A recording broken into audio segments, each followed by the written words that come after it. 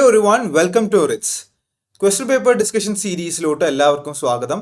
ഈ ഒരു സീരീസിലെ മൂന്നാമത്തെ വീഡിയോ ആണ് ഇത്. ആദ്യത്തെ രണ്ട് വീഡിയോകൾ പാർട്ട് എയും പാർട്ട് ബിയും ആണ് ഡിസ്കസ് ചെയ്തത്. ഇന്നത്തെ വീഡിയോയിൽ നമ്മൾ ഡിസ്കസ് ചെയ്യാൻ വേണ്ടി പോകുന്നത് പാർട്ട് സി ആണ്. ക്വസ്റ്റ്യൻ നമ്പർ 81 മുതൽ ക്വസ്റ്റ്യൻ നമ്പർ 100 വരെ. ഈ ഒരു പാർട്ട് സിയിൽ നിന്ന് സാധാരണ കോൺസ്റ്റിറ്റ്യൂഷനിൽ നിന്നും അതേപോലെ തന്നെ ലീഗൽ പ്രിൻസിപ്പിൾസിൽ നിന്നും ലീഗൽ GK അതേപോലെ തന്നെ അർത്തമെറ്റിക് ആൻഡ് മെന്റൽ എബിലിറ്റി എന്ന് പറയുന്ന സെക്ഷനിൽ നിന്നുമാണ് ക്വസ്റ്റ്യൻസ് വരാറുള്ളത്. അപ്പം നമുക്ക് നേരെ വീഡിയോയിലോട്ട് കിടക്കാം. അപ്പൊ നമുക്ക് ഫസ്റ്റ് ക്വസ്റ്റ്യനിലോട്ട് പോവാം. Question number 81, lex non cogit ad impossibilia means. അപ്പൊ ഈ ഒരു ലീഗൽ മാക്സിമിന്റെ മീനിങ് എന്താണ് എന്നുള്ളതാണ് ചോദ്യം. സോ ഇവിടെ കറക്റ്റ് ആയിട്ടുള്ള ആൻസർ വരുന്നത് the law does not compel a man to do what he cannot possibly perform എന്നുള്ളതാണ്.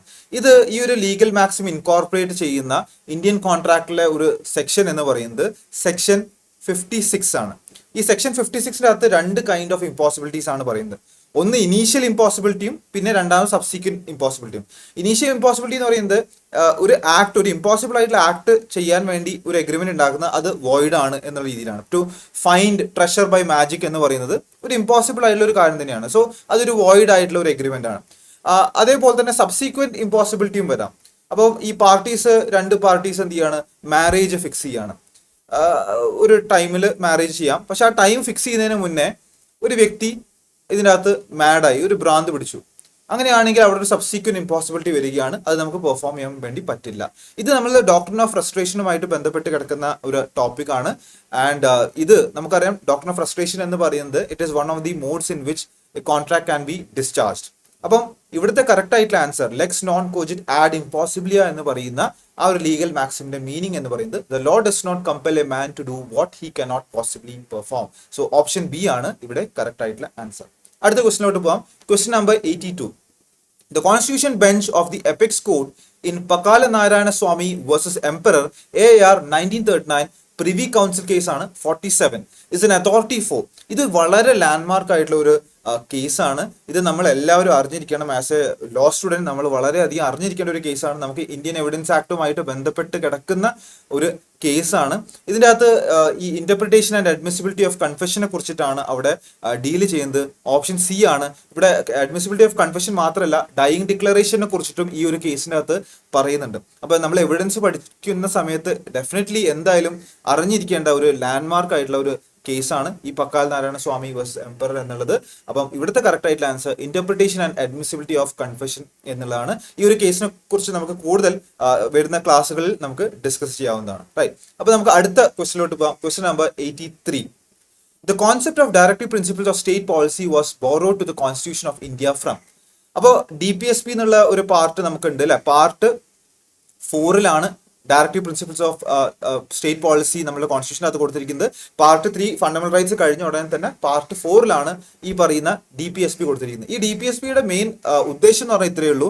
ഈ പറയുന്ന പ്രിൻസിപ്പിൾസ് എല്ലാം ഈ സ്റ്റേറ്റ് ഗവൺമെന്റ്സിനുള്ള ഒരു ഗവൺമെന്റുകൾക്കുള്ള ഒരു നിർദ്ദേശമാണ്, ഒരു പ്രിൻസിപ്പിൾസ് ആണ്. എന്താ ഈ പ്രിൻസിപ്പിൾസ് എന്ന് പറയുന്നത്? നിങ്ങൾ നിയമം ഉണ്ടാക്കുന്ന സമയത്ത് ഈ ഒരു കാര്യം ഈ പറയുന്ന ഡയറക്റ്റീവ് പ്രിൻസിപ്പിൾസിൽ പറഞ്ഞിരിക്കുന്ന പ്രിൻസിപ്പിൾസ് എന്ത് ചെയ്യണം, അതും ഒന്നിയാണ് പരിഗണിക്കണം എന്നുള്ള രീതിയിൽ മാത്രമാണ് ഈ DPSP പറയുന്നത്. അപ്പം നമുക്ക് അറിയാം, നമ്മുടെ കോൺസ്റ്റിറ്റ്യൂഷൻ ഒരു ബാഗ് ഓഫ് ബോറോയിങ്സ് എന്നുള്ള രീതിയിലാണ് അറിയുന്നത്. നമുക്ക് പല രാജ്യങ്ങളിൽ നിന്ന് നമ്മൾ ഓരോ ഡിഫറെന്റ് ആയിട്ടുള്ള അവിടുത്തെ ബെസ്റ്റ് ആയിട്ടുള്ള ഫീച്ചേഴ്സ് നമ്മൾ എന്ത് ചെയ്യുന്നുണ്ട്, എടുത്തിട്ടുണ്ട്, ബോറോ ചെയ്തിട്ടുണ്ട്. റൈറ്റ്. അപ്പൊ ഈ DPSP എന്ന് പറയുന്ന കാര്യം നമ്മുടെ ഐറിഷ് കോൺസ്റ്റിറ്റ്യൂഷൻ എന്നാണ് വന്നത്. കോൺസ്റ്റിറ്റ്യൂഷൻ ഓഫ് അയർലാൻഡിന്റെ ഇതിൽ നിന്നാണ് നമ്മൾ ഈ DPSP എടുത്തിട്ടുള്ളത്. ഈ അയർലാൻഡിൽ നിന്ന് നമ്മൾ DPSP മാത്രമല്ല എടുത്തിട്ടുള്ളത്, ഈ method of election of president എന്നുള്ളതും അതേപോലെ തന്നെ nomination of members to Rajya Sabha എന്നുള്ള ആ ഒരു കാര്യമെല്ലാം നമ്മൾ ഈ അയർലാൻഡ് കോൺസ്റ്റിറ്റ്യൂഷനിൽ നിന്നാണ് എടുത്തിട്ടുള്ളത്. ബ്രസീലിന്റെ കോൺസ്റ്റിറ്റ്യൂഷനിൽ നിന്ന് നമ്മൾ അങ്ങനെ ഒന്നും എടുത്തിട്ടില്ല. യുണൈറ്റഡ് സ്റ്റേറ്റ്സ് ഓഫ് അമേരിക്കയുടെ കോൺസ്റ്റിറ്റ്യൂഷനിൽ നിന്ന് നമ്മൾ ഫണ്ടമെന്റൽ റൈറ്റ്സ് അതേപോലെ തന്നെ ജുഡീഷ്യൽ റിവ്യൂ എന്ന് പറയുന്ന കാര്യങ്ങളെല്ലാം US നിന്നാണ് എടുത്തിട്ടുള്ളത്. ആൻഡ് UK നിന്ന് നമ്മൾ എടുത്തിട്ടുള്ളത് പാർലമെന്ററി ഫോം ഓഫ് ഗവൺമെന്റ് ആണ്. റൈറ്റ്. അപ്പം ഇവിടുത്തെ കറക്റ്റ് ആയിട്ടുള്ള ആൻസർ വരിക ഓപ്ഷൻ A അയർലാൻഡ് ആണ്. അടുത്ത ക്വസ്റ്റിനോട്ട് പോകാം. Question number 84, right to freedom of speech and expression under Article 19(1)(g) of the Constitution of India guarantees what? അപ്പം ആർട്ടിക്കിൾ 19(1)(g) നമുക്കറിയാം, പ്രൊട്ടക്ഷൻ ഓഫ് സർട്ടൻ റൈറ്റ്സ് എന്നുള്ളതാണ് ആർട്ടിക്കിൾ 19. ഒരു ഫണ്ടമെന്റൽ റൈറ്റ് ആണ്. അപ്പോൾ ചില ഫണ്ടമെന്റൽ റൈറ്റ്സ് സിറ്റിസൻസിന് മാത്രം, എക്സ്ക്ലൂസീവ്ലി സിറ്റിസൻസിന് മാത്രമേ കിട്ടുകയുള്ളൂ. ഈ 19 എന്ന് പറയുന്നത് അങ്ങനെ ഉള്ള ഒരു റൈറ്റ് ആണ്. സാധാരണ രീതിയിൽ നമ്മൾ നോക്കുകയാണെങ്കിൽ നമ്മളുടെ ആർട്ടിക്കിൾ 15, ആർട്ടിക്കിൾ 16, ആർട്ടിക്കിൾ 19, അതേപോലെ തന്നെ ആർട്ടിക്കിൾ 29 ആൻഡ് ആർട്ടിക്കിൾ 30. ഈ പറയുന്ന റൈറ്റുകൾ സിറ്റിസൺസിന് എക്സ്ക്ലൂസീവ്ലി ഉള്ളതാണ്. അത് വേറെ ആർക്കും കിട്ടില്ല, വേറെ ഒരു ഫോറിനറിന് കിട്ടുന്ന ഒരു കാര്യമല്ല. അവിടെ ഒന്നും പേഴ്സൺ എന്നുള്ള കാര്യമല്ല, അവിടെ സിറ്റിസൺ എന്നുള്ള വാക്ക് പെർട്ടിക്കുലർലി യൂസ് ചെയ്തിട്ടുണ്ട്. അത് ഒരു സിറ്റിസണിന് മാത്രം കിട്ടുന്ന ഒരു ഫണ്ടമെന്റൽ റൈറ്റ് ആണ്. സോ ഇവിടെ കറക്റ്റ് ആയിട്ടുള്ള ആൻസർ വരിക ഓപ്ഷൻ ഡി ആണ്. എവറി സിറ്റിസൺ ഓഫ് ഇന്ത്യ എന്നുള്ളതാണ് ഇവിടെ കറക്റ്റ് ആയിട്ടുള്ള ആൻസർ. അടുത്ത ക്വസ്റ്റിലോട്ട് പോകാം. Question number 85. Which court can direct the state legislative assembly to enact a law? ഏത് കോടതിക്കാണ് ഒരു സ്റ്റേറ്റ് ലെജിസ്ലേറ്റീവ് അസംബ്ലിനോട് ലോ ഉണ്ടാക്കാൻ വേണ്ടിയിട്ട് ഡയറക്ഷൻ കൊടുക്കാൻ വേണ്ടി പറ്റുക എന്നുള്ളത്? അത് ഇവിടെ നോക്കുകയാണെങ്കിൽ ഒരു കോടതിക്കും പറ്റില്ല. നോ കോർട്ട് ക്യാൻ ഡയറക്ട് എന്നുള്ളതാണ് മനസ്സിലാക്കുന്നത്. നമ്മൾ ഇവിടുത്തെ ഐഡിയ എത്രയേ ഉള്ളൂ, doctrine of separation of powers. Legislative, executive and judiciary എന്ന് പറയുന്ന മൂന്ന് ബ്രാഞ്ചസ് ഓഫ് ഗവൺമെന്റ് ആണ്.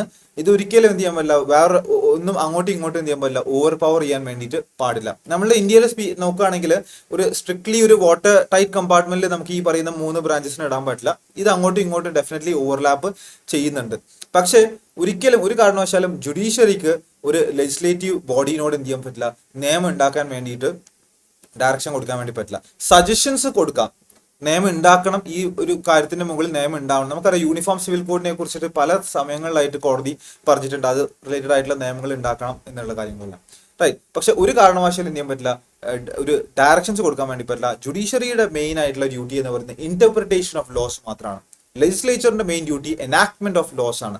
ആൻഡ് എക്സിക്യൂട്ടീവിന്റെ എന്ന് പറയുന്നത് എൻഫോഴ്സ്മെന്റ് ഓഫ് ലോസ് ആണ്, റൈറ്റ്. അപ്പൊ ഈ പറയുന്ന ആളുകൾക്ക് മൂന്ന് പേർക്ക് മൂന്ന് ഡ്യൂട്ടീസ് കൃത്യമായിട്ട് കൊടുത്തിട്ടുണ്ട്. അപ്പം ഇവിടുത്തെ കറക്റ്റ് ആയിട്ടുള്ള ആൻസർ പറയുന്നത് ഒരു കോടതിക്ക് എന്ത് ചെയ്യാൻ പറ്റില്ല, ഒരു സ്റ്റേറ്റ് ലെജിസ്ലേറ്റീവ് അസംബ്ലിനോട് ഒരു നിയമം ഉണ്ടാക്കാൻ വേണ്ടിയിട്ട് ഡയറക്ട് ചെയ്യാൻ വേണ്ടിയിട്ട് പറ്റില്ല, റൈറ്റ്. സോ ഇവിടെ കറക്റ്റ് ആയിട്ടുള്ള answer option C, no court. അടുത്ത ക്വസ്റ്റിലോട്ട് പോകാം. Question number 86. A suit was decreed, the appeal and second appeal were dismissed. The decision of the High Court in the second appeal has become final. What shall be the consequence if the principle laid down in the second appeal was subsequently overruled by a division bench of the High Court in another case? അപ്പോൾ ഇവിടെ നിങ്ങൾ നോക്കിക്കഴിഞ്ഞാൽ ഒരു second appeal ഫൈനലായി കഴിഞ്ഞിട്ടുണ്ട്.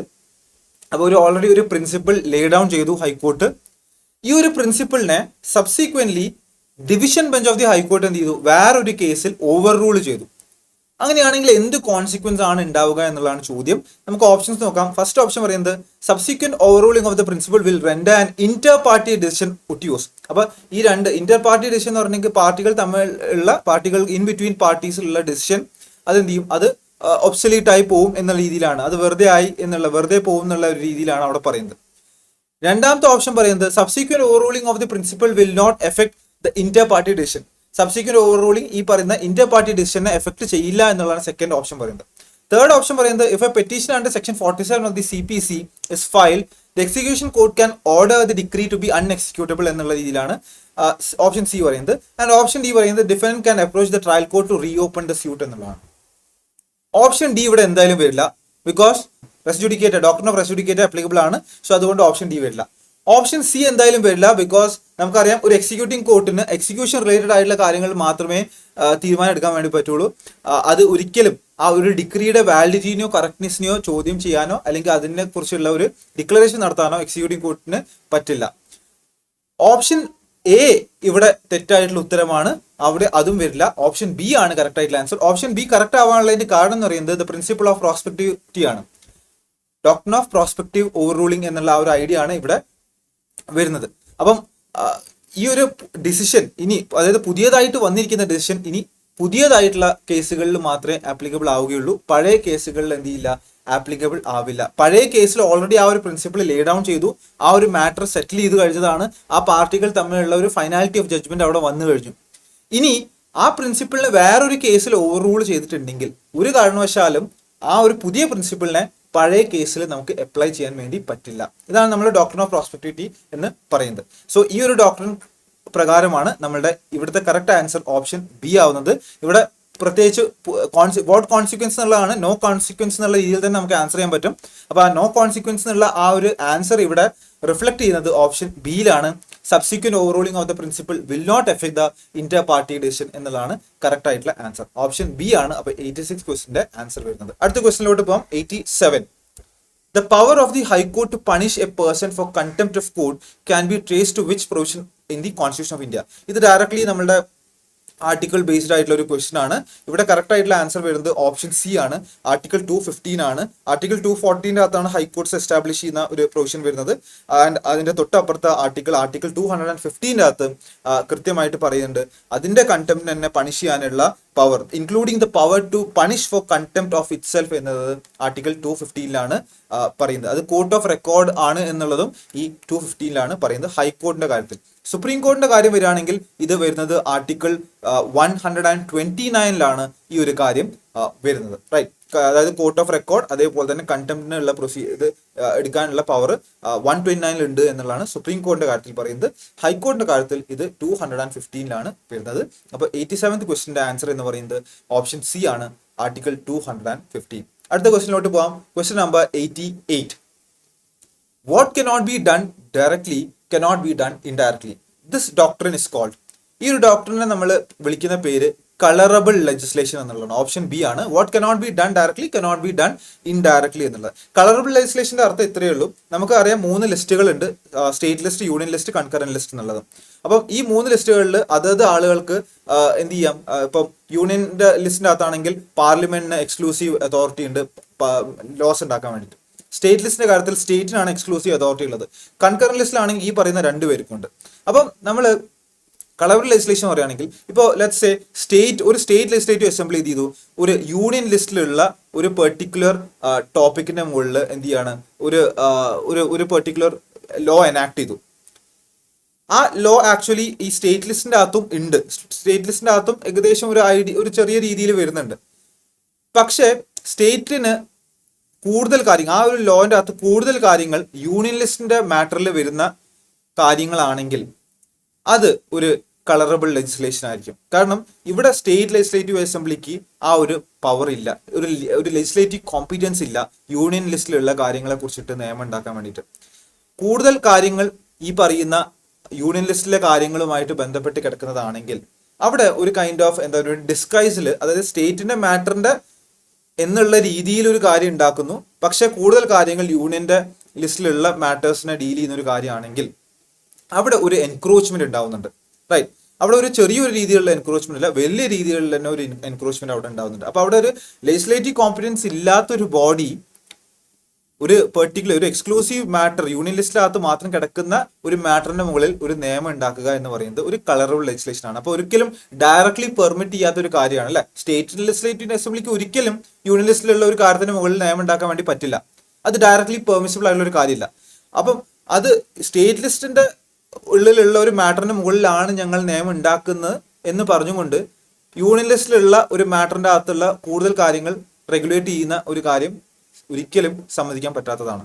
So അത് colourable legislation എന്നുള്ള ആ ഒരു കോൺസെപ്റ്റിന്റെ അടിയിലാണ് വരുന്നത്. പിത്ത് ആൻഡ് സബ്സ്റ്റൻസ് എന്ന് പറയുന്നത് ആ ഒരു ലെജിസ്ലേഷന്റെ ട്രൂ നേച്ചർ നോക്കാൻ വേണ്ടിയിട്ടാണ്. അപ്പം ഇവിടെ ഞാൻ നേരത്തെ പറഞ്ഞ പോലെ തന്നെ ഒരു ഇൻസിഡന്റൽ എൻക്രോച്ച്മെന്റ് ആണ് ഉണ്ടാവുന്നതെങ്കിൽ, അതായത് കൂടുതൽ കാര്യങ്ങൾ സ്റ്റേറ്റിന്റെ മാറ്ററിൽ വരുന്ന കാര്യങ്ങളെ കുറിച്ചിട്ടാണ് ആ ലോ ഡീൽ ചെയ്യുന്നത്, ആൻഡ് കുറച്ച് കാര്യങ്ങൾ മാത്രമാണ് യൂണിയൻ ലിസ്റ്റിന്റെ ഭാഗത്തോട്ട് ഒരു ചെറിയൊരു പാർഷ്യൽ ആയിട്ടുള്ള ഒരു ഇൻസിഡന്റ് എൻക്രോച്ച്മെന്റ് മാത്രമാണ് അവിടെ നടന്നതെങ്കിൽ അവിടെ ഒരിക്കലും അത് ഇൻവാലിഡ് ആവുന്നില്ല, ഒരു ഇൻകൺസിസ്റ്റന്റ് ആവുന്നില്ല, അത് പെർമിസിബിൾ ആണ്. അപ്പൊ ഇൻസിഡന്റ് ആയിട്ടുള്ള എൻക്രോച്ച്മെന്റ് പെർമിസിബിൾ ആണ്. അപ്പൊ ഈ ഒരു കാര്യം ഇൻസിഡന്റൽ എൻക്രോച്ച്മെന്റ് ആണോ അല്ലേ നടക്കുന്നത് എന്ന് അറിയാൻ വേണ്ടി നമ്മൾ അപ്ലൈ ചെയ്യുന്ന ഒരു ടെസ്റ്റ് ആണ് ഈ പിത്ത് ആൻഡ് സബ്സ്റ്റൻസ് എന്ന് പറയുന്നത്. അതായത് ദ ട്രൂ പേർപ്പസ്, ഈ ഒരു ലെജിസ്ലേഷന്റെ ട്രൂ പേർപ്പസ് എന്താണ് എന്ന് അറിയാൻ വേണ്ടിയിട്ട് നമ്മൾ ഒരു അപ്ലൈ ചെയ്യുന്ന ഒരു ടെസ്റ്റുമാണ് ഈ ഒരു പിത്ത് ആൻഡ് സബ്സ്റ്റൻസ് എന്ന് പറയുന്നത്. അതേപോലെ തന്നെ നമ്മൾ നോക്കുകയാണെങ്കിൽ ലെജിസ്ലേറ്റീവ് എക്സസ് എന്നുള്ളതാണ്. ലെജിസ്ലേറ്റീവ് എക്സസിന്റെ അർത്ഥം ഇത്രയേ ഉള്ളൂ, ഒരിക്കലും ഒരു ലെജിസ്ലേറ്റീവ് കോമ്പറ്റൻസ് ഇല്ല, സ്റ്റേറ്റിന് ഒരിക്കലും എന്ത് ചെയ്യാൻ പറ്റില്ല, യൂണിയൻ ലിസ്റ്റിലുള്ള ഒരു മാറ്ററിന് മുകളിൽ നിയമം ഉണ്ടാക്കാൻ വേണ്ടി പറ്റില്ല. അപ്പൊ അങ്ങനെ നിയമം ഉണ്ടാക്കുകയാണെങ്കിൽ നമുക്ക് എന്ത് പറയാൻ പറ്റും, അതൊരു ലെജിസ്ലേറ്റീവ് എക്സസ് ആണ് എന്ന് പറയാൻ വേണ്ടി പറ്റും. ഡോക്ട്രിൻ ഓഫ് എക്ലിപ്സ് നമുക്ക് ഓൾറെഡി അറിയാം, അതൊരു പ്രീ കോൺസ്റ്റിറ്റ്യൂഷണൽ ലോസിൽ അപ്ലൈ ചെയ്യുന്നതാണ്. അപ്പോൾ പ്രീ കോൺസ്റ്റിറ്റ്യൂഷണൽ ലോസ് ഓൾറെഡി ഉണ്ട്. കോൺസ്റ്റിറ്റ്യൂഷൻ നിലവിൽ വന്നതിന് ശേഷം ഒരിക്കലും ഈ പ്രീ കോൺസ്റ്റിറ്റ്യൂഷണൽ ലോ ഈ ഫണ്ടമെന്റൽ റൈറ്റ്സുമായിട്ട് ഇൻകൺസിസ്റ്റന്റ് ആണെങ്കിൽ അതൊരിക്കലും ഇൻവാലിഡ് ആവുന്നില്ല. അത് തൽക്കാലം ഒരു ഡോർമെന്റ് സ്റ്റേജിലോട്ട് പോവുകയാണ്, ഒരു ഇൻആക്റ്റീവ് ആയിട്ടുള്ള ഒരു ഫേസിൽ നിൽക്കുകയാണ് ചെയ്യുക. ആൻഡ് ഈ ഫണ്ടമെന്റൽ റൈറ്റ് റിമൂവ് ചെയ്യുകയോ അമെൻഡ് ചെയ്യുകയോ ചെയ്തിട്ട് ആ ഇൻകൺസിസ്റ്റൻസി ശരിയാക്കുകയാണെങ്കിൽ ഈ പ്രീ കോൺസ്റ്റിറ്റ്യൂഷണൽ ലോ എന്ത് ചെയ്യും, പിന്നീട് റിവൈവ് ആവും, അത് ആക്റ്റീവ് ആവും. അപ്പൊ അതാണ് ഈ ഡോക്ട്രിൻ ഓഫ് എക്ലിപ്സ് എന്ന് പറയുന്നത്. ഫണ്ടമെന്റൽ റൈറ്റ്സ് എന്ത് ചെയ്യും, തൽക്കാലം ഓവർഷാഡോ ചെയ്യുന്നു ഈ പ്രീ കോൺസ്റ്റിറ്റ്യൂഷണൽ ലോസിനെ. അതാണ് ഈ ഡോക്ട്രിൻ ഓഫ് എക്ലിപ്സ് പറയുന്നത്. അപ്പൊ നമ്മളുടെ ഇവിടുത്തെ ചോദ്യം what cannot be done directly cannot be done indirectly എന്നുള്ളതിന്റെ ഉത്തരം എന്ന് പറയുന്നത് ഓപ്ഷൻ ബി ആണ്. കളറബിൾ ലെജിസ്ലേഷൻ ആണ് കറക്റ്റ് ആയിട്ടുള്ള ആൻസർ. അപ്പൊ അടുത്ത ക്വസ്റ്റിലോട്ട് പോകാം. Question number 89. In the event of a conflict between Lok Sabha and Rajya Sabha on an ordinary bill, the conflict can be resolved by ആർക്കാണ് ഈ കോൺഫ്ലിക്റ്റ് റിസോൾവ് ചെയ്യാൻ വേണ്ടി പറ്റുക? സോ ഇവിടെ കറക്റ്റ് ആയിട്ടുള്ള ആൻസർ എന്ന് പറയുന്നത് ഇത് ഈ ഒരു പറയുന്ന ഈ കോൺഫ്ലിക്റ്റ് എങ്ങനെയാണ് റിസോൾവ് ചെയ്യുക? കോൺഫ്ലിക്റ്റ് റിസോൾവ് ചെയ്യുക ഈ പറയുന്ന ഒരു ജോയിന്റ് സെഷൻ വെച്ചുകൊണ്ടാണ്. ഈ ജോയിന്റ് സെഷൻ വെക്കാനുള്ള അധികാരം ആർട്ടിക്കിൾ 108ന്റെ അകത്ത് പ്രസിഡന്റിനാണ് നൽകിയിരിക്കുന്നത്. ഓക്കെ, അപ്പൊ പ്രസിഡന്റിന് എന്ത് ചെയ്യാൻ പറ്റും? സമ്മൺ ചെയ്യാൻ വേണ്ടി പറ്റും. ഈ രണ്ട് ഹൗസിനെയും എന്ത് ചെയ്യാൻ പറ്റും? സമ്മൺ ചെയ്യാൻ വേണ്ടി പറ്റും ഒരു ജോയിന്റ് സെഷന് വേണ്ടിയിട്ട്.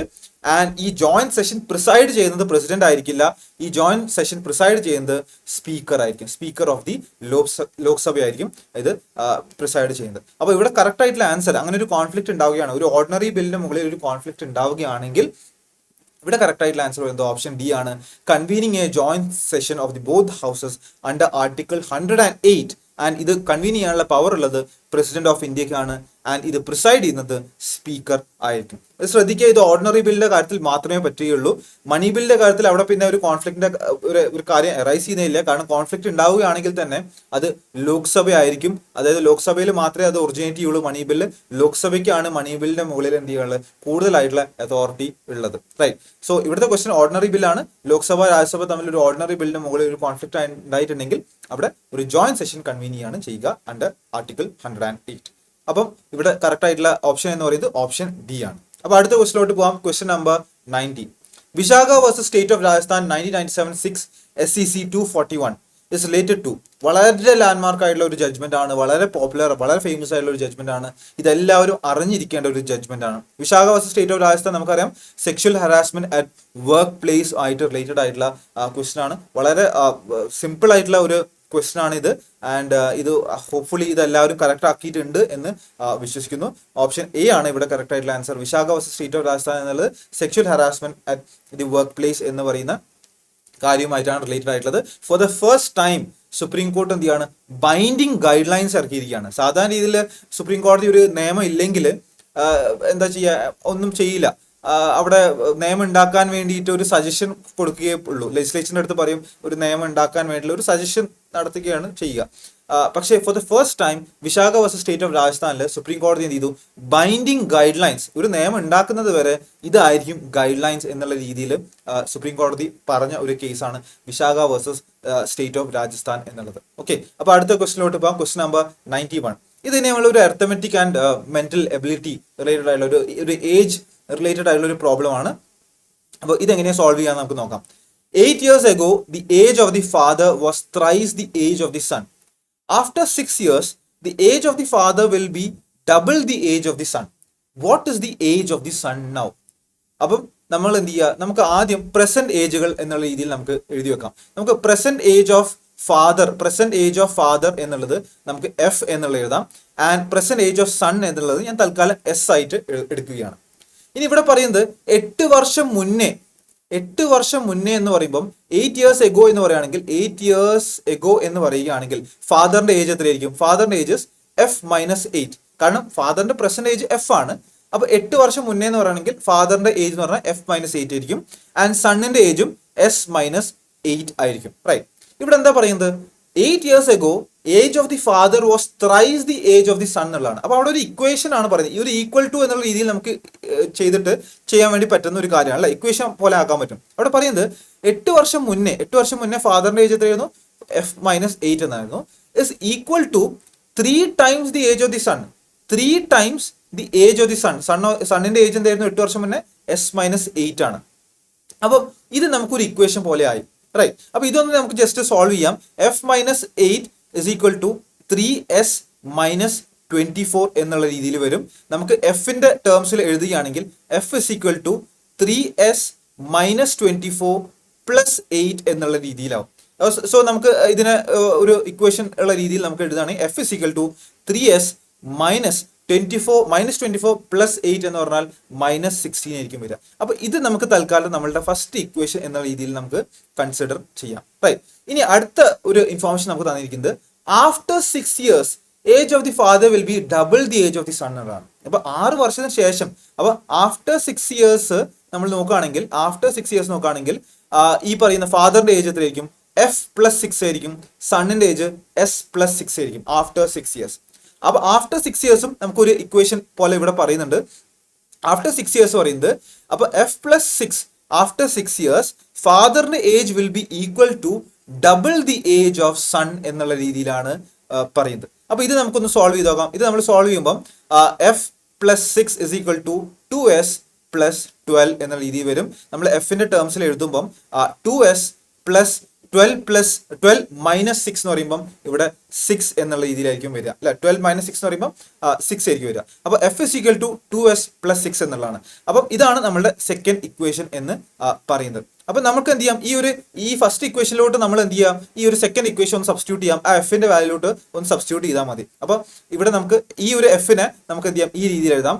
2s plus 6 is equal to 3s minus 16 അല്ലെ. കാരണം ഇവിടെ നമ്മൾ എന്താ ചെയ്ത് ആ എഫിനെ സബ്സ്റ്റിറ്റ്യൂട്ട് ചെയ്യാണ് ചെയ്തത് അല്ലെ. രണ്ടാമത്തെ ഇക്വേഷനിലുള്ള F is equal to 2s plus 6 എന്നുള്ളതാണ് നമ്മൾ ഇവിടെ F is equal to 2s plus 6 എന്നുള്ള രീതിയിൽ എഴുതിയിരിക്കുന്നത്. So 2s plus 6 is equal to 3s minus 16. S ആണ് നമുക്ക് കണ്ടുപിടിക്കേണ്ടത് അല്ലെ, സണ്ണിന്റെ ഏജ് ആണ് കണ്ടുപിടിക്കേണ്ടത്. സോ ഇവിടെ ഇത് നമ്മൾ ഇനി സോൾവ് ചെയ്താൽ മതി. നമുക്ക് എന്ത് ചെയ്യാം, ഈ ഒരു രീതിയിൽ എഴുതാം അല്ലെ. അപ്പോൾ 6 plus 16 is equal to 3s minus 2s. So s is equal to 6 plus 16 എത്രയാണ്? 22 ആണ്. So we can say as സണ്ണിന്റെ ഏജ് എന്ന് പറയുന്നത് 22 ആണ് എന്നുള്ള രീതിയിൽ നമുക്ക് പറയാം. അപ്പോൾ ഇത് നമുക്ക് ആദ്യം ഇക്വേഷൻസ് ആക്കുക, ഇക്വേഷൻസ് ആയിട്ട് എന്ത് ചെയ്താൽ മതി, ഇക്വേഷൻസ് സബ്സ്റ്റിറ്റ്യൂട്ട് ചെയ്താൽ മതി. സോ സണ്ണിന്റെ ഏജ് എന്ന് പറയുന്നത് 22 years ആണ്. ഓക്കെ, അപ്പൊ നമ്മളുടെ അടുത്ത ക്വസ്റ്റ്യനിലോട്ട് പോകാം. Question number 92. ഇതും ഒരു arithmetic and mental ability related ആയിട്ടുള്ള ഒരു സ്പീഡ് ഡിസ്റ്റൻസ് ടൈം റിലേറ്റഡ് ആയിട്ടുള്ള ഒരു പ്രോബ്ലം ആണ്. ഇവിടെ 120 km/h ഒരു കാറ് സഞ്ചരിക്കുന്നത്. How much distance will it cover in 30 seconds എന്നാണ് ചോദിക്കുന്നത്. എത്ര ഡിസ്റ്റൻസ് 30 secondsൽ കവർ ചെയ്യും എന്നുള്ളതാണ് ഇവിടുത്തെ ചോദ്യം. അപ്പൊ നമുക്ക് ഈ ഒരു സ്പീഡ് തന്നിരിക്കുന്നത് ഒരു km/h. അത് നമ്മൾ m/s നമ്മൾ എന്ത് ചെയ്യണം, കൺവേർട്ട് ചെയ്യണം. കാരണം നമ്മളുടെ ഇവിടെ 30 secondsൽ എത്ര ഡിസ്റ്റൻസ് കവർ ചെയ്യുന്നതാണ് ചോദിച്ചിരിക്കുന്നത്. അപ്പൊ നമ്മൾ എന്ത് ചെയ്യണം, ആൻഡ് നമ്മളുടെ ഓപ്ഷൻസ് നോക്കി കഴിഞ്ഞാൽ മിക്കതും മീറ്റേഴ്സിന്റെ അകത്താണ് കൊടുത്തിട്ടുള്ളത്. അപ്പൊ അങ്ങനെയാണ് നമുക്ക് എന്ത് ചെയ്യാം, ഈ 120 km m/s ആക്കാം. എന്താ ചെയ്യേണ്ടത്, 120 × 5/18 എന്നുള്ള രീതിയിൽ നമ്മൾ എന്ത് ചെയ്താൽ മതി. 120 × 5/18 നോക്കിക്കഴിഞ്ഞാൽ ഇവിടെ നമുക്ക് m/s കിട്ടും. അപ്പൊ നമ്മൾ എന്ത് ചെയ്യണം, ഇത് ഒന്ന് സോൾവ് ചെയ്ത് നോക്കാം. നമ്മൾ 6 വെച്ച് നോക്കുകയാണെങ്കിൽ ഇവിടെ 3 കിട്ടും. ഇവിടെ 6 വെച്ച് നോക്കുകയാണെങ്കിൽ ഇവിടെ 6 × 2 20 കിട്ടും. സോ 20 × 5 100/3 എന്നുള്ള രീതി കിട്ടും. അപ്പൊ 100/3 നമ്മൾ ഡിവൈഡ് ചെയ്യുകയാണെങ്കിൽ വിൽ ഗെറ്റ് സംതിങ് ലൈക്ക് 33.33 എന്നുള്ള രീതി കിട്ടും. സോ 33.33 m/s ആണ് സ്പീഡ് എന്ന് പറയുന്നത്. റൈറ്റ്. അപ്പൊ നമുക്ക് എന്താ നമ്മളോട് കണ്ടുപിടിക്കാൻ പറഞ്ഞ ഡിസ്റ്റൻസ് ആണ്. Distance is equal to speed into time എന്നുള്ളതാണ് അല്ലെ. സ്പീഡ് നമുക്ക് കിട്ടി 33.33 ആണ്, ടൈം നമുക്കറിയാം 30 seconds ആണ്. സോ നമുക്ക് എന്ത് ചെയ്യാം, ഇത് മൾട്ടിപ്ലൈ ചെയ്താൽ മതി. 33.33 × 30 എന്നുള്ള രീതിയിൽ നമ്മൾ മൾട്ടിപ്ലൈ ചെയ്തിട്ടുണ്ടെങ്കിൽ will get the answer as 1000 meters. 1000 meters എന്നുള്ള രീതിയിൽ നമുക്ക് എന്ത് ചെയ്യാൻ പറ്റും, ആൻസർ കിട്ടും. ആ ഒരു 999.9 എന്നുള്ള രീതിയിലായിരിക്കും വരും. നമ്മളുടെ നിയറസ്റ്റ് ആയിട്ടുള്ള ഒരു മീനിങ് എന്നുള്ള രീതിയിൽ നമുക്ക് എന്ത് ചെയ്യാം, ഈ 1000 meters സെലക്ട് ചെയ്യാം. സോ ഓപ്ഷൻ സി ആണ് ഇവിടെ കറക്റ്റ് ആയിട്ടുള്ള ആൻസർ വരിക. ഓക്കെ, അപ്പൊ അടുത്ത ക്വസ്റ്റിനോട്ട് പോകാം. Question number 93. ഇതൊരു കോമ്പിനേഷൻ റിലേറ്റഡ് ആയിട്ടുള്ള ഒരു പ്രോബ്ലം ആണ്. ഇത് ഡയറക്റ്റ്ലി ഒരു ഫോർമുല ഇട്ട്, പക്ഷെ ഫോർമുലയിനെക്കാട്ടും നല്ല നമുക്കൊരു കോമൺ സെൻസിൽ നമുക്ക് ഇത് ചെയ്യുകയാണെങ്കിൽ നമുക്ക് ഇത് എളുപ്പത്തിൽ ആൻസർ ചെയ്യാൻ വേണ്ടി പറ്റും. ഇവിടെ നമുക്ക് ക്വസ്റ്റ്യൻ വായിച്ചു നോക്കാം. 24 teams are divided into 4 groups. 24 ടീമുകളെ 4 ഗ്രൂപ്പായിട്ട് ഡിവൈഡ് ചെയ്തിട്ടുണ്ട്. 24 ടീം 4 ഗ്രൂപ്പ്. അപ്പൊ അതിന്റെ അർത്ഥം ഒരു ടീമിൽ 6 ഒരു ഗ്രൂപ്പിൽ 6 ടീം ഉണ്ടാവും എന്നുള്ളതാണ് അല്ലെ. അപ്പൊ ഇവിടെ ഇത് കൊടുത്തിട്ടുണ്ട്. Each group has 6 teams already കൊടുത്തിട്ടുണ്ട്. ഇനി ഇവിടെ പറയുന്നത് വിത്തിൻ ഈച്ച് ഗ്രൂപ്പ്, അതിനകത്തുള്ള ഓരോ ഗ്രൂപ്പിലും ഈ ടീംസ് എന്ത് ചെയ്യണം, they play each other exactly once. ഒറ്റ തവണ അവരെന്ത് ചെയ്യും, അങ്ങോട്ടും ഇങ്ങോട്ടും എന്ത് ചെയ്യും, പ്ലേ ചെയ്യും. The winner of each group, അതിൻ്റെ അകത്തുള്ള വിന്നേഴ്സ്, ഇപ്പൊ 4 ഗ്രൂപ്പ് ഉണ്ടെങ്കിൽ 4 ആളുകളായിരിക്കും വിന്നേഴ്സ് ഉണ്ടാവും അല്ലെ. ആ ഒരു ഗ്രൂപ്പിലുള്ള ആളുകൾ അങ്ങോട്ടും ഇങ്ങോട്ടും കളിച്ചിട്ട് ആ ഗ്രൂപ്പിൽ നിന്ന് ഒരു വിന്നർ ഉണ്ടാവും. അങ്ങനെ 4 ഗ്രൂപ്പ് ഉണ്ട്. 4 ഗ്രൂപ്പിൽ നിന്ന് 4 വിന്നേഴ്സ് ആയിരിക്കും ഉണ്ടാവുക അല്ലെ. അങ്ങനെ ഓരോ ഗ്രൂപ്പിൽ നിന്നും ഒരു വിന്നർ എന്ത് ചെയ്യും, സെമി ഫൈനൽസിലോട്ട് എത്തും. ആൻഡ് സെമി ഫൈനൽസിൽ അവർ കളിക്കും. സെമി ഫൈനൽസിന്റെ അകത്ത് ഫൈനൽസിലോട്ട് പോകും. ആൻഡ് ലൂസേഴ്സിന് എന്ത് ചെയ്യും, ഒരു മാച്ച് ഉണ്ടാവും. അത് തേർഡ് പ്ലേസ് ഡിറ്റർമൈൻ ചെയ്യാൻ വേണ്ടിയിട്ട്. ഇവിടെ ചോദ്യം ഇത്രയേ ഉള്ളൂ, how many matches are played, എത്ര മാച്ചസ് പ്ലേ ചെയ്തിട്ടുണ്ട് എന്നുള്ളതാണ് ചോദ്യം. അപ്പം നമുക്ക് ഇവിടെ നമ്മൾ ആദ്യം നോക്കേണ്ടത്, നമുക്കറിയാം നമ്മൾ ഓരോ ഗ്രൂപ്പിന്റെ കാര്യം, ആദ്യം നമുക്ക് ഒരു ഇൻഡിവിജ്വൽ ഗ്രൂപ്പിന്റെ കാര്യം എടുത്ത് നോക്കാം. നമുക്കറിയാം എത്ര ടീമാണുള്ളത്, ഒരു ഗ്രൂപ്പിൽ 6 ടീം ഉണ്ട് എന്നാണ് പറഞ്ഞത്. Each group has 6 teams. And എത്ര ഗ്രൂപ്പാണുള്ളത്, 4 ഗ്രൂപ്പാണുള്ളത്. അപ്പൊ നമുക്ക് തൽക്കാലം ഒരു ടീമിന്റെ ഒരു ഗ്രൂപ്പിന്റെ കാര്യം നമുക്ക് നോക്കാം. Let's say A B C D E F എന്ന് പറയുന്ന 6 ടീമാണ് ഉള്ളത്. ഒരു ഗ്രൂപ്പിന്റെ അകത്ത് 6 ടീമാണ് ഉള്ളതെന്ന് നിങ്ങൾ വിചാരിക്കാം. ആൻഡ് അതിനകത്തുള്ള ഓരോ ടീമും they play each other exactly once. ഒരു തവണയെ എന്ത് ചെയ്യുള്ളൂ, ഒരു ടീമുമായിട്ട് കളിക്കുള്ളൂ. ഫോർ എക്സാമ്പിൾ ടീം എ എന്ന് പറയുന്നത് അവർ പ്ലേ ചെയ്യുന്നത് ബിനോട് ഒരു തവണ കളിക്കുന്നു, സിനോട് ഒരു തവണ കളിക്കുന്നു, ഡിനോട് ഒരു തവണ കളിക്കുന്നു, ഇനോട് ഒരു തവണ കളിക്കുന്നു, ആൻഡ് എഫിനോട് ഒരു തവണ കളിക്കുന്നു. അപ്പൊ നമ്മൾ ഇവിടെ എണ്ണി നോക്കിയാൽ 1 2 3 4 5 5 മാച്ചസ് ഇവിടെ ഓൾറെഡി ആയി, റൈറ്റ്. അപ്പൊ ഈ പറയുന്ന ആളുകളുടെ എല്ലാം ഒരു മാച്ച് എയുമായിട്ടായി, എയുടെ ഒരു മാച്ച് ഈ പറയുന്ന ആളുകളുമായിട്ടായി, അല്ലെ. ഇനി ടീം ബി കളിക്കുന്ന ആരോടാ നോക്കാം. എനോട് ഓൾറെഡി കളിച്ചിട്ടുണ്ട്, എന്റെ കാര്യം നമ്മൾ പറഞ്ഞപ്പോൾ അത് ഓൾറെഡി ഇൻക്ലൂഡ് ചെയ്തിട്ടുണ്ട്. ഇനി ടീം ബി ആരോടൊക്കെയാണ് കളിക്കാൻ പോകുന്നത്, മാച്ച് കളിക്കാൻ പോകുന്നത്, സിനോട് കളിക്കുന്നുണ്ട്, ഡിനോട് കളിക്കും, ഇനോട് കളിക്കും, ആൻഡ് എഫിനോട് കളിക്കും. സോ ഇവിടെ നിങ്ങൾ നോക്കുകയാണെങ്കിൽ 4 മാച്ചസ് ഇവിടെ ആയി, റൈറ്റ്. ദെൻ ടീം സി നോക്കുകയാണെങ്കിൽ നിങ്ങൾ എനോട് ഓൾറെഡി ഒരു തവണ കളിച്ചിട്ടുണ്ട്, ബിനോട് ഒരു തവണ കളിച്ചിട്ടുണ്ട്. ഇനി ആരോടൊക്കെ ആയിരിക്കും കളിക്കുക, ഡിനോട് കളിക്കാനുണ്ട്, ഇനോട് കളിക്കാനുണ്ട്, ആൻഡ് എഫിനോട് മാച്ച് കളിക്കാനുണ്ട്, അല്ലെ. അപ്പൊ ഇവിടെ നോക്കുകയാണെങ്കിൽ ഇവിടെ 3 മാച്ചസ് ആയി. ഇനി ടീം ഡിന്റെ കാര്യം നോക്കുകയാണെങ്കിൽ നമുക്കറിയാം എ ബി സിന്റെ കൂടെ ഓൾറെഡി കളിച്ചിട്ടുണ്ട് ഒരു തവണ. അപ്പൊ ഇനി കളിക്കാനുള്ളത് ഇന്റെ കൂടിയും എഫിന്റെ കൂടിയുമാണ് കളിക്കാനുള്ളത്. അപ്പൊ അവിടെ നോക്കുകയാണെങ്കിൽ ഇവിടെ 2 മാച്ചായി. ആൻഡ് ഇ എന്ന് പറയുന്ന ആള് നോക്കുകയാണെങ്കിൽ ഇനി ആരാ, ഈ എ ബി സി ഡിന്റെ കൂടെ ഓൾറെഡി ഈ ഒരു തവണ കളിച്ചിട്ടുണ്ട്. ഇനി കളിക്കാനുള്ളത് എഫിനോട് മാത്രമാണ്. എഫിന്റെ കാര്യം നമ്മൾ നോക്കേണ്ട കാര്യമില്ല, കാരണം എഫ് നിങ്ങൾ നോക്കിക്കഴിഞ്ഞാൽ എല്ലാവരുടെ കൂടെയും കളിച്ചിട്ടുണ്ട്. എന്റെ കൂടെ കളിച്ചിട്ടുണ്ട്, ബിന്റെ കൂടെ കളിച്ചിട്ടുണ്ട്, സിന്റെ കൂടെ കളിച്ചിട്ടുണ്ട്, ഡിന്റെ കൂടെ കളിച്ചിട്ടുണ്ട്, ആൻഡ് ഇന്റെ കൂടെയും കളിച്ചിട്ടുണ്ട്. അപ്പൊ നമ്മൾ നോക്കിക്കഴിഞ്ഞാൽ ഇവിടെ ഒരു മാച്ചാണ്, ഇന്റെ കാര്യത്തിൽ കൂടി നോക്കുമ്പോൾ ഒരു മാച്ച്. അപ്പൊ ഇതെല്ലാം കൂടി എണ്ണി നോക്കുമ്പോൾ 5 + 4 9, 9 + 1 10, 10 + 3 13, 13 + 2 15. 15 മാച്ചസ് ആണ് ഒരു ഗ്രൂപ്പിന്റെ അകത്ത് ഉണ്ടാവുന്നത്. ഒരു ഗ്രൂപ്പിൽ ടോട്ടൽ ആയിട്ട് 15 മാച്ചസ് ആണ് ഉണ്ടാകുന്നത്. അപ്പൊ നമുക്ക് എങ്ങനെയുണ്ട്, 4 ഗ്രൂപ്പാണ് ഉള്ളത്, അല്ലെ. 4 ഗ്രൂപ്പ് എന്ന് പറയുമ്പോൾ 15 × 4 = 60 മാച്ചസ്. 60 മാച്ച് അപ്പൊ ഓൾറെഡി അവിടെ ആ ഗ്രൂപ്പുകളിലായിട്ട് അവർ കളിച്ചിട്ടുണ്ട്. ഇനി ഈ പറയുന്ന 4 ഗ്രൂപ്പുകളിൽ നിന്ന് ഓരോ ആളുകൾ എന്ത് ചെയ്യും, ഒരു ഗ്രൂപ്പിൽ നിന്ന് ഒരു വ്യക്തിയായിരിക്കും വിന്നർ ആയിട്ട് ഉണ്ടാവുക, അല്ലെ. അപ്പൊ അങ്ങനെയാണെങ്കിൽ 4 ഗ്രൂപ്പ് ഉണ്ട്, 4 വിന്നേഴ്സ് ആണ് ഉണ്ടാവുക, അല്ലെ. 4 വിന്നേഴ്സ് എന്ത് ചെയ്യും, നമ്മൾ സെമി ഫൈനൽസിലോട്ട് പോകും. അപ്പൊ സെമി ഫൈനൽസിലോട്ട് ലെറ്റ്സ് സേ എയും ബിയും സിയും ഡി എന്നുള്ള രീതിയിലാണ് 4 ആളുകളാണെന്ന് വിചാരിച്ചോ. ഈ പറയുന്ന 4 ആളുകൾ സെമി ഫൈനൽസ് കളിക്കണം. അപ്പൊ സെമി ഫൈനൽസിൽ എത്ര മാച്ച് ഉണ്ടാവും, 2 മാച്ച് ആയിരിക്കും ഉണ്ടാവുക, അല്ലെ. എയും ബിയും സിയും ഡിയും തമ്മിൽ ഒരു മാച്ച് ഉണ്ടെന്ന് വിചാരിച്ചു. അപ്പൊ ഇവിടെ ഒരു മാച്ച്, ഇവിടെ ഒരു മാച്ച്. അപ്പൊ നമുക്ക് എന്ത് ചെയ്യണം, ഈ 60ന്റെ കൂടെ 2 ആഡ് ചെയ്യണം, റൈറ്റ്. ഇനി ഈ പറയുന്ന ആളുകൾ എന്ത് ചെയ്യും, ലെറ്റ്സ് സേ എ ജയിച്ചു ആൻഡ് സി ജയിച്ചു. ഈ ഒരു എ ബിന്റെ കൂട്ടത്തിൽ എ ജയിച്ചു ആൻഡ് സി ഡിന്റെ കൂട്ടത്തിൽ സി ജയിച്ചു. അപ്പൊ എയും സിയും ഫൈനൽസ് കളിക്കുകയാണ്. അവിടെ ഒരു മാച്ച് ഫൈനലാണ്, ഫൈനലിന്റെ ഒരു മാച്ച്. അപ്പൊ ഫൈനലിന്റെ ഒരു മാച്ച് നമ്മൾ ആഡ് ചെയ്യണം. ആൻഡ് ലൂസേഴ്സ് തമ്മിലും ഒരു മാച്ച് ഉണ്ടാവുന്നുണ്ട്, തേർഡ് പ്ലേസ് ഡിറ്റർമൈൻ ചെയ്യാൻ വേണ്ടിയിട്ട്. ലൂസേഴ്സ് ആരാണ്, ഇവിടെ ബിയും ഡിയും ലൂസേഴ്സ് ആണ്. ഇവർ ഇതിനകത്ത് തേർഡ് ആരാണെന്ന് ഡിസൈഡ് ചെയ്യാൻ വേണ്ടിയിട്ട് ഒരു മാച്ച് പ്ലേ ചെയ്യും. അപ്പൊ ഇവിടെയും ഒരു മാച്ച്. അപ്പൊ അങ്ങനെ നോക്കുകയാണെങ്കിൽ അതും കൂടി നമ്മൾ എണ്ണണം. അപ്പൊ ഇതെല്ലാം കൂടി എണ്ണുമ്പോൾ നമുക്ക് 64 മാച്ചസ് ആണ് ടോട്ടലായിട്ട് ഉണ്ടാവുക. അപ്പൊ ഈ ഒരു രീതിയിൽ നമുക്കൊരു കോമൺ സെൻസ് ഉപയോഗിച്ചിട്ട് ഈ ഒരു രീതിയിൽ നമുക്ക് സോൾവ് ചെയ്യാൻ പറ്റുന്ന ഒരു കാര്യമാണ്. അപ്പം നമ്മൾ ആദ്യം ചെയ്തത് ഇത്രയേ ഉള്ളൂ.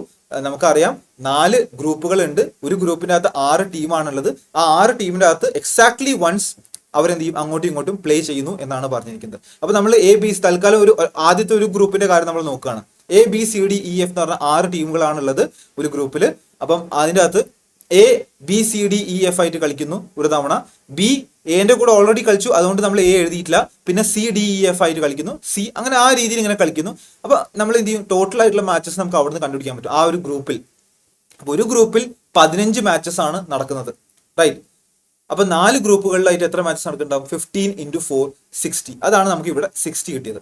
ഇനി ഈ പറയുന്ന ഗ്രൂപ്പുകളിൽ നിന്ന് ഒരു വ്യക്തി എന്ത് ചെയ്യുന്നു, വിന്നർ ആവുന്നു, അല്ലെ. ഓരോ ഗ്രൂപ്പിൽ നിന്ന് ഒരു വ്യക്തിയാണ് വിന്നർ ആവുന്നത്. അപ്പൊ 4 ഗ്രൂപ്പ് ഉണ്ട്. 4 ഗ്രൂപ്പിൽ നിന്ന് 4 ആളുകൾ എന്ത് ചെയ്യുന്നു, സെമി ഫൈനൽസിലോട്ട് പോവുകയാണ്. അപ്പൊ സെമി ഫൈനൽസിന്റെ അകത്ത് നിന്ന് ഇനി ഫൈനലിലോട്ട് പോകണം അല്ലേ. അപ്പൊ സെമി ഫൈനൽസിൽ 2 മാച്ചസ് ആണ് ഉണ്ടാവുക. ഞാനിവിടെ പറഞ്ഞു ABCD എന്ന് പറയുന്ന ആളുകളാണ് സെമി ഫൈനൽസിലോട്ട് വന്നതെങ്കിൽ 4 ആളുകളാണെങ്കിൽ അവർ തമ്മിൽ എന്ത് ചെയ്യണം, 2 മാച്ചസ് നടക്കണം. Aയും Bയും Cയും Dയും തമ്മിൽ ഒരു മാച്ച് നടന്നു. അപ്പൊ 1, 1, 2 അതാണ് ഇവിടെ 2 എന്ന് പറയുന്നത്. അപ്പൊ സെമി ഫൈനൽസിൽ 2 മാച്ചസ് ആണ് നടക്കുക. ദെൻ ഫൈനൽസിൽ നമ്മൾ പറഞ്ഞു Aയും Cയും ആണ് സെമി ഫൈനൽസിൽ ജയിച്ചത്, അവർ ഫൈനൽസിലോട്ട് പോയി. Aയും Cയും അവിടെ ഫൈനൽസ് കളിക്കുകയാണ്. അതാണ് ഇവിടുത്തെ ഈ ഒരു 1 എന്ന് പറയുന്നത്. ആൻഡ് ലൂസേഴ്സ് തമ്മിലുള്ള മാച്ച് ഉണ്ട് എന്ന് പറഞ്ഞിട്ടുണ്ട് അല്ല. ഇവിടെ തോറ്റ ആൾക്കാർ Bയും Dയും ആണ്.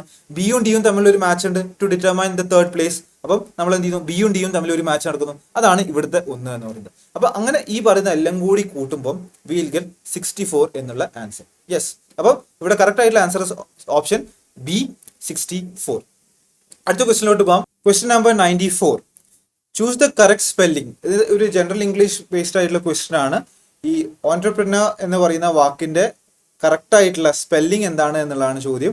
സോ ഇവിടെ കറക്റ്റ് ആയിട്ടുള്ള ആൻസർ വരുന്ന ഓപ്ഷൻ A ആണ്. ENTREPRENEUR എന്നുള്ളതാണ് കറക്റ്റ് ആയിട്ടുള്ള ആൻസർ. അപ്പോൾ ഓപ്ഷൻ A ആണ് ക്വസ്റ്റ്യൻ നമ്പർ 94ന്റെ കറക്റ്റ് ആയിട്ടുള്ള ആൻസർ എന്ന് പറയുന്നത്. അടുത്തത് ക്വസ്റ്റ്യൻ നമ്പർ 95. ഇതൊരു അനാലജി റിലേറ്റഡ് ആയിട്ടുള്ള ക്വസ്റ്റ്യൻ ആണ്. പോ ഇസ് ഈക്വൽ ടു കാറ്റ്. അപ്പൊ കാറ്റിന്റെ ഒരു ഫുട്ടിനെയാണ് നമ്മൾ പോ എന്ന് പറയുന്നത്. അങ്ങനെ ഞങ്ങൾ ഹുഫ് എന്ന് പറയുന്നത് ഈ തന്നിരിക്കുന്ന ഏത് മൃഗത്തിന്റെ ഫുട്ടിനെയാണ് നമ്മൾ ഈ ഹുഫ് എന്ന് പറയുന്നത്. So the correct answer here is option A, ഹോസ്. ഹോസിന്റെ ഫുട്ടിനെയാണ് നമ്മൾ ഹുഫ് എന്ന് പറയുന്നത്. ഓക്കെ, അപ്പൊ അടുത്ത ക്വസ്റ്റിലോട്ട് പോകാം. Question number 96.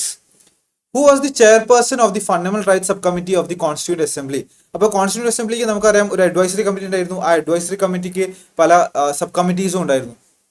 അപ്പോൾ ഈ ഫണ്ടമെന്റൽ റൈറ്റ്സ് സബ് കമ്മിറ്റി എന്ന് പറയുന്നത് ഈ ഒരു അഡ്വൈസറി കമ്മിറ്റിയുടെ കീഴിൽ വരുന്ന ഒരു കമ്മിറ്റിയാണ്.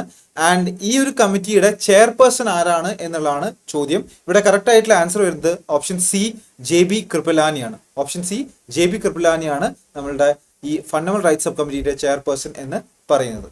അടുത്ത ക്വസ്റ്റിലോട്ട് പോകാം. Question number 97. What is the period of summer recess for the apex court in 2024?